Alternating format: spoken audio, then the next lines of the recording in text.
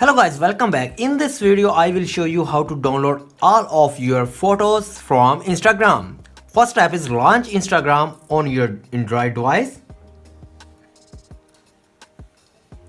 If you want to download all photos from your Instagram page onto an Android device, just follow these steps. It's the same step we recommend for retrieve your data, including stories and video as well. And then go to your profile, is the bottom right corner, press here, click the three vertical lines, go to your page setting, and then you will see a setting button in the top right hand. Tap setting, tap on security from the menu, scroll down to the data and history section and tap on download data.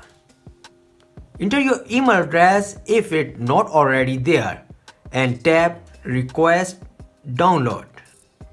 Then enter your password, then tap done to finish. In a matter of minutes or sometime hours, depend on how much data you have, you will receive an email with all your Instagram photos, stories, even videos. There is also a problem with this video, so ask about these comments. Any problem related to social media and internet, let them know in the comments bar so that a video can be made on it.